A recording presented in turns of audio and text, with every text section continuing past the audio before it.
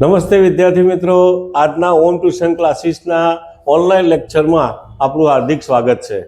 મિત્રો, એક અગત્યનો ટોપિક છે અને એમાં કેટલાક શબ્દો છે અને શબ્દોનો ઘણી વખત આપણે ઉપયોગ કરતા હોઈએ છીએ, પણ આપણને ખબર નહીં હોતી અમુક વખતે કે કયા શબ્દોનો ક્યારે કેવી રીતે ઉપયોગ થાય. તો અહીંયા એક use of some, many, much and any, આ બધા શબ્દોનો આપણે કેવી રીતે ઉપયોગ થાય, ક્યાં થાય, કેવી રીતે થાય એના વિશે જોઈએ. તો સમ એટલે શું? સમ એટલે કે ભાઈ થોડુંક.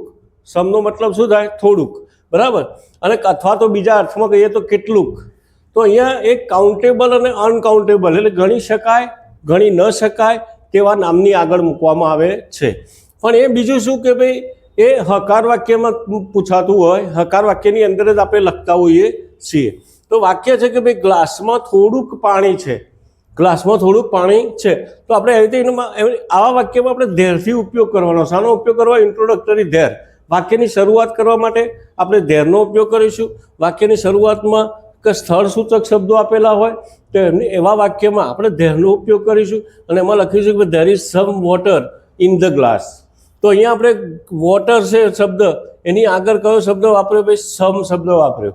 વાક્ય કેવું છે? હકાર છે તો સમ. બીજું કે વર્ગમાં થોડાક છોકરાઓ છે તો there are some boys in the class. તો એક વચન બહુવચન બંનેની અંદર આ સમનો ઉપયોગ કરી શકાય છે. બીજો શબ્દ છે મચ. મચ છે એનો મતલબ થાય ઘણું, વધારે. અને આ બધું કે અનકાઉન્ટેબલ નામની આગળ વપરાતું હોય છે. બીજું કે હકાર અને નકાર બંનેની અંદર વપરાય છે. નદીમાં ઘણું પાણી છે તો there is much water in the river.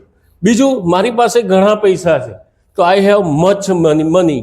તો આવી રીતે આપણે શું કહે છે ભાઈ સમનો હકારમાં, મચમાં હકાર અને નકાર બંનેની અંદર વાપરી શકાય.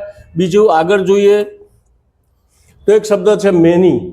હવે મેનીનો મતલબ થાય ઘણું, પણ એ કાઉન્ટેબલ નામની આગળ આપણે વાપરી શકીએ છીએ. બીજું કે હકાર નકાર બંનેની અંદર વાપરી શકાય છે. વાક્ય છે કે કબાટમાં ઘણા પુસ્તકો છે તો there are many books in the cupboard. તો ધેર આર મેની, તો એ બુક્સ બહુવચન છે અને એની આગળ આપણે કયો શબ્દ વાપર્યો? ભાઈ મેની શબ્દ. તો મિત્રો બીજું વાક્ય છે કે વર્ગમાં ઘણા વિદ્યાર્થીઓ નથી. તો આ વાક્ય નકાર છે. There are not many students in the class. તો ભાઈ ઘણા વિદ્યાર્થીઓ હાજર નથી એવું આપણે લખી શકીએ. તો અહીંયા પણ મેની શબ્દોનો આપણે ઉપયોગ કરી શકીએ. વાક્ય કેવું છે? નકાર છે. હકાર અને નકાર બંનેની અંદર આ મેની શબ્દોનો ઉપયોગ થઈ શકે છે. ચોથો એક શબ્દ છે કે ભાઈ એની શબ્દ. એની એટલે શું? કંઈક. એની એટલે કંઈક અથવા કોઈ. તો અહીંયા કાઉન્ટેબલ, અનકાઉન્ટેબલ બંનેની આગળ આપણે વાપરી શકીએ છીએ. બીજું કે નકાર અને પ્રશ્નાર્થની અંદર જ એની શબ્દોનો ઉપયોગ થાય છે અને એક વચન નામની આગળ જ વપરાય. બીજું કે ગ્લાસમાં કંઈ દૂધ નથી, બરાબર. તો there is not any milk in the glass. બીજું પ્રશ્ન વાક્ય છે કે શું ઘરમાં કોઈ વ્યક્તિ છે? તો is there any person in the house.